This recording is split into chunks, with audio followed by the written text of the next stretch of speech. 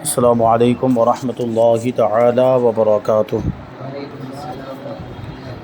نحمدہ ونصلی ونسلم علی رسولہ الکریم، اما بعد فاعوذ باللہ من الشیطان الرجیم، بسم اللہ الرحمن الرحیم۔ ان اللہ وملائکتہ یصلون علی النبی یا ایہا الذین آمنوا صلوا علیہ وسلموا تسلیما۔ اللہم صلی علی سیدنا و مولانا محمد معدن الجود والکرم وآلہ الکرام وابنہ الکریم وبارک وسلم صلاۃ و سلاما علیک یا رسول اللہ صلی اللہ تعالی علیہ وسلم۔ حج کا بیان جاری ہے۔ آگے سوال یہ ہے کہ کیا کوئی عورت بغیر محرم حج و عمرہ کے لیے جا سکتی ہے؟ محرم یعنی یا تو اس کا شوہر یا ایسا کوئی رشتہ دار جس سے ہمیشہ کے لیے اس کا نکاح حرام ہو، جیسے بیٹا ہے، باپ ہے، تو بغیر محرم کے حج اور عمرے کے لیے جا سکتی ہے، جبکہ عورت بغیر محرم دیگر ممالک اور اپنے ملک میں دیگر شہروں کا سفر کرتی ہے۔ یعنی ہم اور آپ دیکھتے ہیں کہ عورتوں کے معاملات آج کیسے ہو گئے کہ اپنے ہی ملک میں لمبے لمبے سفر پہ بغیر محرم کے چلی جاتی، بلکہ دوسرے ملکوں میں بھی چلی جاتی ہیں۔ تو کیا حج اور عمرہ کے لیے جا سکتی یا نہیں؟ لوگ یہ سوال کرتے ہیں کہ جب عورتیں اتنی دور چلی جاتی ہیں بغیر محرم کے، تو پھر حج کرنے کیوں نہیں جا سکتی؟ یعنی ان کو وہ دنیا داری کے اعتبار سے دیکھتے ہیں اس مسئلے کو، اس معاملے کو، یعنی ان کے اندر اتنی صلاحیت ہے اور عورتوں کے اندر اتنی ہمت آ گئی ہے اور وہ خود جا کے آ سکتی ہیں، اپنے آپ کی حفاظت کر سکتی ہیں وغیرہ، وہ آزادی کو لے کر گفتگو کی جاتی ہے۔ تو ان کو حج اور عمرہ کرنے کے لیے بھی جانے کی اجازت ہونی چاہیے بغیر محرم کے۔ کہتے ہیں آگے کہ کسی عورت کے پاس محدود رقم ہو جس سے وہ خود حج یا عمرہ کر سکتی ہے، تو کیا کسی گروپ یا فیملی کے ساتھ جا سکتی ہے؟ مطلب یہ ہے کہ محرم کا خرچہ نہیں ہے، خود اپنے آپ کا تو خرچہ ہے لیکن محرم کا خرچہ نہیں ہے، کیونکہ شریعت میں جو حکم ہے وہ یہ ہے کہ محرم کا خرچہ بھی اس کے پاس ہونا چاہیے۔ یعنی محرم ہے اور محرم خود صاحب استطاعت نہیں ہے، اور یہ عورت حج کرنے کے لیے جانا چاہیے۔ جیسے مثال کے طور پر اس کا بیٹا ہے، شوہر کا انتقال ہو گیا، اس کا بیٹا اس کا محرم ہے، اب وہ اس کے بیٹے کے ساتھ جانا چاہتی ہے، لیکن اس کا خود کا تو اس کے پاس خرچہ ہے لیکن بیٹے کا خرچہ نہیں ہے، اور بیٹا خود بھی صاحب استطاعت نہیں ہے کہ وہ اپنے خرچے پر آئے، تو ایسی صورت میں عورت پر حج فرض ہی نہیں ہوتا، حج کے لیے جانا ضروری ہی نہیں ہوتا۔ تو کہتے ہیں کہ محدود رقم ہے اس کے پاس، تھوڑی سی رقم ہے کہ وہ خود جا سکتی ہے اور جا کر آ سکتی ہے، تو کیا کسی گروپ کے ساتھ چلی جائے؟ جیسے آج کل میں وہ ٹور والوں کے گروپ جاتے ہیں، تو کسی گروپ کے ساتھ، یا فیملی کے جو دوسرے ممبرز ہیں، دوسرے جو رشتہ دار ہیں، یعنی ان میں بھی کوئی محارم نہیں ہے، غیر محرم ہے، فیملی کے جو رشتہ دار ہیں ان میں بھی وہ غیر محرم لوگ ہیں، تو کیا ان کے ساتھ جا سکتی کہ نہیں؟ تو اس میں اصل میں یہ کہنا چاہتے ہیں کہ گروپ کے ساتھ جائیں گے تو اور سیفٹی زیادہ ہوگی، اور فیملی ممبرز کے ساتھ جائیں گے تو اس میں تو اور زیادہ آسانی ہوگی عورت کے لیے۔ تو جا سکتی ہے یا نہیں جا سکتی ہے؟ جواب دیتے ہیں کہ جس عورت کو حج و عمرہ یا کسی اور کام کے لیے شرعی سفر کرنا پڑے، اور شرعی سفر سے مراد 3 دن کی راہ یعنی تقریباً 92 کلومیٹر یا اس سے زائد سفر کرنا پڑے، بلکہ خوف فتنہ کی وجہ سے تو علماء 1 دن کی راہ جانے سے بھی منع کرتے ہیں۔ مطلب کیا ہوا کہ 92 کلومیٹر یا اس سے زیادہ کا سفر وہ بغیر محرم کے نہیں کر سکتی، یہ شرعی سفر ہوتا ہے۔ بلکہ اس زمانے میں جو گناہوں کا جو بازار گرم ہو گیا، بے حیائی ایسی عام ہو گئی، اور کس طرح جو ہے کہ فتنے کا زمانہ ہے یہ، کہ عورتوں کے ساتھ کیسے کیسے معاملات ہو جاتے ہیں، ان کی عزت کے تعلق سے جو مسائل پیش آتے ہیں، واقعات پیش آتے ہیں، تو اس وجہ سے علماء کرام نے اس زمانے کے حالات کو دیکھتے ہوئے 92 کلومیٹر سے کم کے سفر میں بھی اس کو اکیلے جانے سے منع کیا ہے کہ وہ بغیر محرم کے 92 کلومیٹر سے کم کا سفر بھی نہ کریں۔ تو کہتے ہیں اس کے ہمراہ یعنی اس کے ساتھ میں یا تو اس کا شوہر ہو یا کوئی دوسرا محرم ہونا شرط ہے، اس کے بغیر سفر کرنا ناجائز و حرام ہے۔ لہٰذا یہ حکم صرف حج اور عمرہ کے ساتھ خاص نہیں، بلکہ کسی بھی جگہ شرعی سفر کرنا پڑے تو یہی حکم ہوگا، خواہ عورت کتنی ہی بوڑھی ہو، بغیر محرم کے وہ سفر نہیں کر سکتی، کسی گروپ اور فیملی کے ساتھ بھی نہیں جا سکتی، اگر جائے گی تو گنہگار ہوگی اور اس کے ہر قدم پر گناہ لکھا جائے گا۔ بغیر محرم کے جائے گی تو اس کے ہر قدم پر، جب تک گھر واپس نہیں آ جاتی وہاں تک اس کے ہر قدم پر گناہ لکھا جائے گا۔ یہ کتنا بڑا گناہ ہے، سوچنے کی ضرورت ہے۔ تو آج اس طرح کے معاملات سامنے آتے ہیں کہ بہت سی خواتین عمرہ کرنے کے لیے چلی جاتی ہیں بغیر محرم کے، کیونکہ وہاں حکومت کی طرف سے اب اجازت دے دی گئی، اور یہاں سے بھی مطلب ان کو پرمیشن ہے ہندوستان یا دوسرے ملکوں سے بھی، اب وہاں سے جب ویزا ہی مل جا رہا ہے تو پھر کیوں نہیں جائیں گے، تو جانے لگ گئی، اور اس کی وجہ سے بہت زیادہ پریشانیوں کا سامنا ہے، کیونکہ ظاہر سی بات ہے اسلام کے جو قوانین ہیں، اسلام نے جو اصول مقرر فرمائے، جو احکام ہمیں عطا فرمائے ہیں، ان میں ضرور حکمتیں موجود ہیں۔ وہ حکمت ہمیں نظر آئے یا نظر نہ آئے، ہمیں سمجھ میں آئے یا نہ آئے، اس میں ہماری عقل کا قصور اگر سمجھ میں نہیں آ رہی وہ حکمت ہمیں، ورنہ اسلام کا کوئی بھی حکم ہے یا کوئی بھی مسئلہ ہے، کوئی بھی شرعی قانون بیان کیا گیا، اس میں ضرور کوئی نہ کوئی حکمت ہوتی ہے۔ تو یہ دیکھیں اس میں بہت ساری حکمت، جو محرم والا جو حکم عطا فرمایا اسلام نے ہم نے کہ عورت جو ہے بغیر محرم کے سفر نہیں کر سکتی، تو دیکھیں یوں تو وہ فتنے کا تو اندیشہ ہی ہے، اس کی عزت کے تو معاملات ہوتے ہیں، یہ ساتھ ہی ساتھ بہت سارے کام ایسے ہوتے ہیں جو مرد کر سکتا ہے عورت نہیں کر سکتی، اس کی کمزوری کی وجہ سے، صنف نازک ہونے کی وجہ سے۔ عورت کو ویسے بھی نازک مانا جاتا ہے، وہ نازک ہوتی بھی ہے۔ بہت سے کام ایسے ہوتے ہیں جو یعنی محنت والا کام، بوجھ اٹھانے والا کام یا مشقت والا کام، تو یہ سارے کام جو ہے وہ مرد کر سکتے ہیں لیکن عورتیں نہیں کر پائیں گے۔ یہ ہوا کہ ایک گروپ چلا گیا، پھر وہ عورتوں کا گروپ، عورتیں مل کر سب جو ہے کہ وہاں پہ جدہ میں پہنچ گئے، اور وہاں پہ ان کو کوئی پوچھنے والا ہی نہیں ہے، یعنی ساتھ میں اگر مرد ہوگا تو وہ جا کر انکوائری کرے گا، معلوم کرے گا کہاں جانا ہے، کیسے جانا ہے، کیا کرنا ہے، کیا نہیں کرنا ہے، تو وہ عورتیں نہیں کر پائیں گی، کچھ کام ایسے ہوں گے، تو اس وجہ سے وہ پورا ایک گروپ، ایک واقعہ ایسا ہوا ہے وہ جدہ میں ہی پھنس گیا، اور ان کو کوئی پوچھ ہی نہیں رہے، ان کو کوئی کھانے کے لیے بھی نہیں پوچھ رہا ہے، کتنا وقت گزر گیا تو کوئی کھانے کے لیے بھی نہیں پوچھ رہا ہے۔ اگر مرد ساتھ میں ہوتا تو کھانے کا بھی انتظام کر لیتا، کوئی محرم ساتھ میں ہوتا تو کھانے کا انتظام۔ تو اسلام نے جو یہ حکم دیا ہے یہ سراسر حکمت پر مبنی ہے، اور اس میں بہت سارے راز پوشیدہ ہیں، اور یہی صحیح ہے، اسی پر عمل ہونا چاہیے کہ بغیر محرم کے سفر نہ کیا جائے۔ ایک واقعہ ایسا بھی پیش آیا کہ سوچیں وہاں تو محرم ساتھ میں تھا، ابھی سوچیں محرم نہ ہو تو کیا بھی ہو سکتا ہے۔ وہاں یہ واقعہ پیش آیا عرب ممالک میں سے کسی ملک میں کہ عورت اپنے شوہر کے ساتھ گئی ہوئی تھی، اب ٹیکسی میں کہیں جانے کے لیے ان لوگوں نے وہ ٹیکسی کو روکا اور ٹیکسی میں سوار ہونے لگے، تو ہوا یہ کہ پہلے عورت اس میں سوار ہو گئی اور شوہر مطلب سامان رکھنے کے لیے یا کسی اور وجہ سے وہ پیچھے تھا۔ عورت جیسے ہی بیٹھی اس میں دروازہ بند کیا، ڈرائیور گاڑی لے کر بھاگ گیا، اس عورت کو ساتھ میں لے گیا۔ اب وہ عورت کہاں گئی آج تک کچھ نہیں پتہ چلا۔ تو اس طرح کے معاملات بھی ہوتے ہیں، اس طرح کے معاملات بھی ہوتے ہیں۔ اب وہ آج تک ڈھونڈ رہے ہیں، اس کا کوئی عطا پتہ نہیں ہے، تو محرم کا ساتھ میں ہونا ضروری۔ یہاں محرم رہتے ہوئے بھی یہ واقعہ پیش آیا، اگر محرم نہیں ہوگا تو اور کیا بھی ہو سکتا ہے، تو محرم کے ساتھ ہی سفر کرنا چاہیے۔ آگے سوال ہے کہ سفر حج کے دوران موت آنے کی کیا فضیلت ہے؟ جواب، حضور اکرم صلی اللہ علیہ وسلم نے فرمایا کہ جو حج کے لیے نکلا اور مر گیا، یعنی راستے میں ہی اس کا انتقال ہو گیا، قیامت تک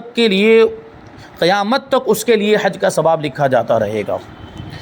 اور آگے ہے کہ حج مبرور کسے کہتے ہیں اور اس کا ثواب کیا ہے؟ جواب، وہ حج جس میں ریاکاری اور ناموری کا کوئی بھی شائبہ نہ ہو، دکھاوے کا اور شہرت کا کوئی شائبہ نہ ہو، کوئی شک نہ ہو، اس کی کوئی گنجائش نہ ہو، یعنی دکھاوے کے لیے یا مشہور ہونے کے لیے حج نہ کر رہا ہو، اور نہ ہی کوئی فحش کلامی ہو، بری بات زبان سے نکالی ہو، گالی گلوچ بھی نہ کیا ہو، اور نہ ہی کوئی دوسرا گناہ کیا، اور وہ حج مال حلال سے کیا گیا ہو، تو ایسے حج کو حج مبرور کہتے ہیں۔ حدیث پاک میں ہے کہ حج مبرور کا ثواب جنت ہی ہے۔ اب آگے سوال کہ میقات کتنی ہے اور کون کون سی ہیں؟ جواب، میقات 5 ہیں۔ ذوالحلیفہ، یہ مدینہ طیبہ سے مکہ مکرمہ آنے والوں کے لیے میقات ہے۔ یہ ذوالحلیفہ میقات، یہاں پر ابھی ایک مسجد بنا دی گئی، اس کو ابیار علی کہا جاتا ہے، اور وہ جگہ ابیار علی کے نام سے ہی مشہور ہے۔ اور مدینہ منورہ سے جو لوگ مکہ مکرمہ جاتے ہیں تو وہ یہاں سے احرام باندھ کر، اس سے پہلے احرام باندھ کر، اور بعض لوگ تو مدینہ منورہ ہی سے احرام باندھ لیتے ہیں، وہیں پر مسجد نبوی میں جا کر وہی احرام کی 2 رکعت نماز بھی ادا کر لیتے ہیں، وہیں سے نیت کر کے پھر سیدھا مکہ مکرمہ کے لیے روانہ ہو جاتے ہیں۔ لیکن کچھ لوگ جو ہیں وہ پہلے جاتے ہیں ابیار علی جو میقات ہے ذوالحلیفہ، وہاں پر احرام باندھتے ہیں، احرام کا کپڑا پہنتے ہیں اور وہاں پر احرام کی نماز پڑھتے ہیں، اور وہیں سے نیت کر کے پھر وہ آگے جاتے ہیں۔ یہ تقریباً مدینہ منورہ سے 14 کلومیٹر کے فاصلے پر ہے، مدینہ منورہ سے 14 کلومیٹر کے فاصلے پر ہے ابیار علی۔ دوسرے نمبر پر ہے ذات عرق، یہ عراق والوں کے لیے میقات ہے، یعنی جو عراق سے جاتے ہیں تو ان کے راستے میں یہ میقات آتی ہے، تو ان کے لیے لازم ہوگا کہ وہ وہاں سے احرام باندھ کر ہی گزرے۔ تیسرے نمبر پر ہے جحفہ، یہ اہل شام کے لیے میقات، ملک شام کے رہنے والے،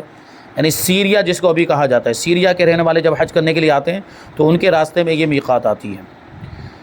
چوتھے نمبر پر ہے قرن المنازل، یہ نجد یعنی ریاض سے آنے والوں کے لیے میقات ہے، اس کا ریاض کا پرانا نام نجد ہے، وہاں سے جو لوگ آتے ہیں ان کے لیے میقات، اور جو مکہ مکرمہ جاتے ہیں وہاں ٹھہرتے ہیں، اور پھر وہاں سے مطلب جو زیارتوں کے لیے جاتے ہیں تو ان زیارتوں میں ایک زیارت ہے طائف کی بھی، یعنی طائف بھی لوگ دیکھنے کے لیے جاتے ہیں، زیارت کرنے کے لیے جاتے ہیں، گھومنے کے لیے جاتے ہیں، لیکن طائف جو ہے وہ میقات سے باہر، یہی والی میقات قرن المنازل اس کے باہر ہے۔ تو جب وہاں سے واپس آنے لگیں، یعنی جاتے وقت تو احرام ضروری نہیں، لیکن جب طائف سے جب واپس آ رہے ہوں تو ظاہر سی بات حرم کے ارادے سے ہی واپس آ رہے ہوں گے، تو یہاں آنے کے بعد قرن المنازل پر ان کو احرام باندھنا ضروری ہوگا، بغیر احرام کے گزریں گے تو دم واجب ہو جائے گا۔ اور پانچویں نمبر پر ہے یلملم، یہ اہل یمن کے لیے میقات ہے جو یمن سے آئیں، اور ہندوستان والوں کے لیے بھی یہی میقات ہے، ہندوستان پاکستان بر صغیر کے لوگوں کے لیے یہی میقات، کیونکہ ہمارے راستے میں یہ میقات آتی ہے، یہ ایک پہاڑ ہے، کوہ ہے یلملم جس کو کہا جاتا ہے، اسی جگہ سے احرام باندھا جاتا ہے۔ اور میں نے اس کے تعلق سے تفصیل بتائی کہ ہندوستان والے ایئرپورٹ ہی سے، یہاں ممبئی کے ایئرپورٹ ہی سے احرام باندھ کر، یا احمد آباد، دہلی کہیں سے بھی جا رہے ہوں تو ان کے لیے بہتر طریقہ یہی آسانی اسی میں ہے کہ یہیں سے احرام باندھ کر اگر ڈائریکٹ مکہ جا رہے ہوں تو،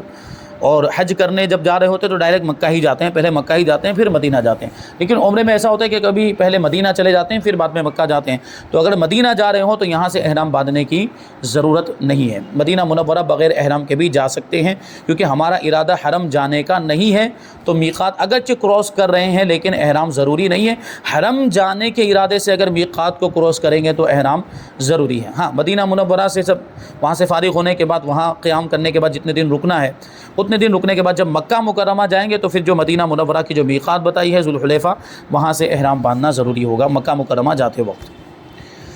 آگے سوال ہے کہ کعبہ مشرفہ پر جب پہلی نظر پڑے تو کیا کرنا چاہیے؟ جواب کہ جو ہی پہلی نظر خانہ کعبہ پر پہلی نظر پڑے تو 3 بار لا الہ الا اللہ واللہ اکبر کہیں، اور درود شریف پڑھ کر دعا مانگیے کہ کعبۃ اللہ شریف پر پہلی نظر جب پڑتی ہے اس وقت مانگی ہوئی دعا ضرور قبول ہوتی ہے۔ یہ روایت میں موجود ہے کہ خانہ کعبہ پر جب پہلی مرتبہ، یعنی آدمی پہلی مرتبہ حاضر ہوا زندگی میں اور پہلی مرتبہ خانہ کعبہ کو دیکھا ہے اور پہلی نظر پڑی ہے، اس وقت جو دعا کی جائے وہ دعا قبول ہوتی ہے۔ اس لیے کوئی ایسی دعا کرنی چاہیے جو پوری زندگی کام آئے، پوری زندگی کو جامع ہو، ایسی کوئی دعا کرنی چاہیے۔ اس لیے علماء کرام نے یہاں پر کچھ دعائیں لکھی ہیں، وہ خاص وہ دعا جو ہے اس طرح کی دعا، جیسے یہ دعا کرے تو وہ پوری زندگی کام آئے گی اور پوری زندگی وہ فائدہ دے گی۔ اس طریقے سے دعا کرے جب پہلی نظر پڑے تو وہ یہ کہے کہ میں آئندہ جب بھی کوئی بھی جائز چیز کی دعا کروں، اگر اس میں میرے لیے بہتری ہو تو وہ میری دعا قبول ہو جائے۔ اب ظاہر سی بات اس کے بعد اب جو بھی دعا کرے گا، جائز کام کی دعا، ناجائز کام کی دعا نہیں، وہ جائز کا لفظ بھی بولے، کیونکہ آدمی کبھی ناجائز چیز بھی مانگ لیتا ہے، کبھی گناہ والی بات بھی مانگ لیتا ہے، تو وہ تو درست نہیں ہے، وہ تو دعا ہی نہیں کرنی چاہیے ناجائز کام کی۔ تو دعا کی جائے تو جائز کام کی، نیک کام کی، اچھے کام کی دعا کی جائے۔ تو یہ وہاں جو دعا کر رہے ہیں وہ دعا میں بھی یہ لفظ شامل کر لیں کہ اس کے بعد آئندہ زندگی میں جب بھی کسی جائز چیز کی میں دعا کروں، اگر وہ میرے لیے بہتر ہو تو قبول ہو جائے۔ تو کیا ہوگا پھر جب بھی وہ کوئی نیک دعا کرے گا، کوئی اچھی دعا کرے گا، کوئی جائز دعا کرے گا تو وہ قبول ہو جایا کرے گی اگر اس میں بہتری ہوگی۔ ہمارے امام اعظم ابو حنیفہ رضی اللہ تعالیٰ عنہ کی ذہانت بڑی مشہور، ہم ان کے ماننے والے، ان کے مقلد اور ان کی طرف نسبت کرتے ہوئے حنفی کہلاتے ہیں۔ امام اعظم ابو حنیفہ رضی اللہ تعالیٰ عنہ جب پہلی مرتبہ وہاں خانہ کعبہ میں حاضر ہوئے، مسجد حرام میں حاضر ہوئے، تو آپ نے کیا دعا کی جب پہلی نظر پڑی تو خانہ کعبہ پر؟ دیکھو ان کی ذہانت یہاں پر بھی کام آئی۔ آپ نے دعا کی کہ پروردگار مجھے مستجاب الدعوات بنا دے۔ مستجاب الدعوات کا مطلب کیا ہوتا ہے؟ مستجاب الدعوات کا مطلب ہوتا ہے کہ جس کی ہر دعا قبول ہوتی ہو۔ تو انہوں نے یہی دعا کر لی کہ میں مستجاب الدعوات بن جاؤں، یعنی میں جب بھی جو بھی دعا کروں وہ دعا میری قبول ہو جائے۔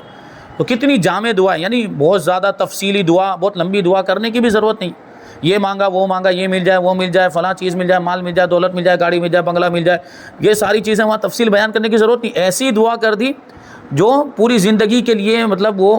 جامع ہو گئی، اور اب کوئی بھی چیز مانگے گا آگے اگر وہ اس کے لیے بہتر ہوگی تو مل جائے گی۔ تو اس طرح کی دعا کرنی چاہیے۔ اللہ تبارک و تعالی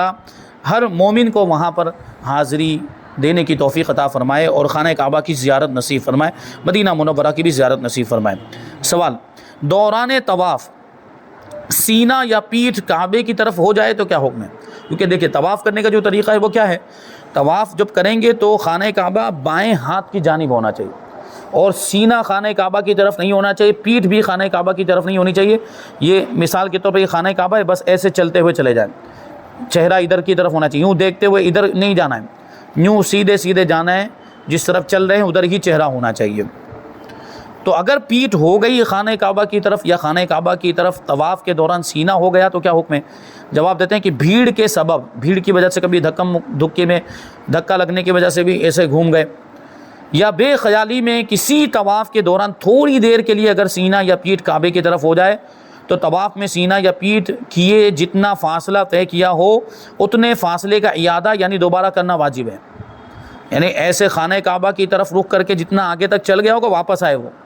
پھر اتنے حصے کا اعادہ کرے، پھر سے اتنا طواف کرے۔ جیسے مثال کے طور پر یہاں سے یہاں تک خانہ کعبہ کی طرف چہرہ کر کے یوں چل گیا تھا، بھیڑ کی وجہ سے یوں آگے تھوڑا سا چل گیا تو واپس آئے گا یہاں پہ، اور پھر یہاں سے پھر سے جو اتنا حصہ جو اس نے خانہ کعبہ کی طرف چہرہ کر کے سینہ کر کے کیا ہے اس کے طواف کا اعادہ کرے گا، پھر سے وہ طواف کرے گا۔ اور افضل یہ ہے کہ وہ پھیرا ہی نئے سرے سے کر لیا جائے، یعنی پورا چکر جو تھا وہ اس چکر کو نئے سرے سے کر لیا جائے، پورا وہ چکر ایک مرتبہ پھر سے وہ کر لے۔ مطلب کیا ہوا کہ خانہ کعبہ کی طرف پیٹھ بھی نہیں کر سکتے طواف کے دوران اور سینہ بھی نہیں کر سکتے، اگر کریں گے تو پھر وہ طواف شمار میں نہیں آئے گا۔ آگے سوال ہے کہ طواف و سعی میں کون کون سے کام جائز ہیں؟ طواف کے دوران کون سے کام کر سکتے ہیں اور سعی میں کون سے کام کر سکتے ہیں؟ سلام کرنا، کوئی مسلمان بھائی مل گیا اس کو سلام کر سکتے ہیں۔ جواب دینا، اگر کسی نے ہمیں سلام کیا ہے تو سلام کا جواب دے سکتے ہیں۔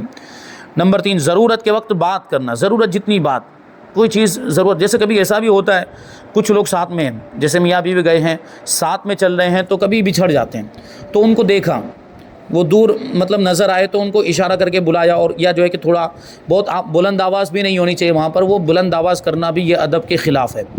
تو بہت زور سے بھی نہیں، آہستہ سے ان کو پکارا جائے، بلایا جائے ادھر آ جاؤ وغیرہ، اس طرح کی ضروری باتیں۔ یا کسی سامان کی ضرورت پڑ گئی، کوئی سامان مطلب، یا ایسے ہی جیسے ابھی یہ معاملہ ہوا کہ گم ہو گئے تو ان کو فون لگانے کی ضرورت آئی تو وہ فون لگا رہے ہو، فون پر بات کر رہے ہیں، ان کو فون کے ذریعے سے بلا رہے ہیں تو یہ جائز، ضرورت جتنی بات کر سکتے ہیں۔ نمبر 4، پانی پینا، یعنی سعی کے دوران پانی پی سکتے ہیں اور طواف کے دوران بھی پانی پی سکتے ہیں۔ اور بعض اوقات تو آپ دیکھیں گے دن میں جب طواف کیا جاتا ہے تو جب وہ دھوپ کا جو وقت ہوتا ہے تو گرمی لگتی ہے اس وقت، اور پیاس بھی لگتی ہے کیونکہ طواف جو ہے وہ تھوڑا لمبا ہوتا ہے، یعنی اگر بہت زیادہ آپ تیز رفتاری کے ساتھ، یعنی چلنا ہی ہے، اس میں دوڑ تو سکتے نہیں، یعنی زیادہ تیز بھی اگر چلیں تو کم سے کم 20 منٹ تو آپ کو لگیں گے،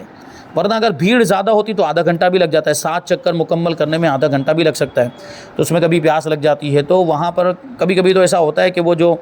خادمین ہوتے ہیں، جو صاف صفائی کرنے والے ہوتے ہیں، ان میں سے کچھ مخصوص لوگ ہوتے ہیں جو زمزم لے کر وہاں پر کھڑے رہتے ہیں، ان کے پاس وہ ایک ڈبہ ہوتا ہے، اس میں زمزم بھرا ہوا رہتا ہے، اور اس میں ایک کنیکشن دیا ہوتا ہے، ایک پائپ ہوتی ہے، اس میں وہ آگے کچھ بٹن ہوتا ہے ایسے دبانے والا، پریس کرنے والا، وہ ایسے دباتے ہیں تو اس میں پائپ میں سے وہ آب زمزم نکلتا ہے، ان کے پاس گلاس بھی ہوتے ہیں، وہ گلاس میں بھر بھر کے وہ لوگ پلا رہے ہوتے ہیں، تو وہ آب زمزم پینا چاہیں تو پی سکتے ہیں، طواف کے دوران پینے کی اجازت ہے، کوئی حرج نہیں ہے، بلکہ فرمایا کہ سعی کے دوران تو کھانا بھی کھا سکتے ہیں، یعنی اگر سعی کے دوران بھوک لگ گئی، کوئی ضرورت پیش آئی، یا یہ کہ تھوڑا بہت چلتے ہوئے، کیونکہ ابھی چلتے چلتے تو وہ باقاعدہ جو کھانا ہوتا ہے پیٹ بھرنے کے لیے وہ تو وہاں پہ مناسب نہیں ہے چلتے ہوئے، وہ جو ہم کبھی ایسے تفقع کے طور پر کوئی چیز کھا لیتے ہیں، جیسے کہ مونگ پھلی ہے یا کوئی ایسی چیز ہے تو وہ ہم نے رکھی ہوئے اس کو کھا لیا تھوڑا سا، تو اس میں کوئی حرج سعی کے دوران۔ نمبر 5، حمد و نعت یا منقبت کے اشعار آہستہ آہستہ پڑھنا بھی جائز، نعت شریف بھی پڑھ سکتے ہیں، حمد بھی پڑھ سکتے ہیں، منقبت بھی پڑھ سکتے ہیں۔ نمبر 6، دوران طواف نمازی کے آگے سے گزرنا جائز ہے کہ طواف بھی نماز ہی کی طرح ہے، مگر سعی کے دوران گزرنا جائز نہیں ہے۔ اب وہاں پر دیکھا جاتا ہے کہ بے تحاشا لوگ بڑی بے فکری کے ساتھ، لاپرواہی کے ساتھ نمازیوں کے آگے سے گزر رہے ہوتے ہیں۔ صرف طواف کرنے والوں کو اجازت ہے نمازیوں کے آگے سے گزرنے کی، دوسرے لوگوں کو اجازت نہیں ہے، دوسرے لوگ بھی گزر رہے ہوتے ہیں وہاں پر بھی، اور مسجد نبوی میں مدینہ منورہ کے اندر بھی یہ چیز دیکھی گئی، تو یہ چیز یہاں پر ہندوستان میں اپنے ملک میں رہتے ہوئے بھی ناجائز ہے، نمازی کے آگے سے گزرنا وہاں پر بھی ناجائز، صرف طواف کرنے والوں کو اجازت ہے کیونکہ طواف یہ نماز ہی کی طرح ہے۔ اور نمبر 7، فتویٰ پوچھنا یا فتویٰ دینا، یعنی کوئی مسئلہ پوچھے تو اس کو جواب دینا، مسئلے کا جواب دینا، یا وہاں ضرورت پیش آ گئی، کوئی مسئلہ ہے، کوئی بات ہے جو مطلب ایسی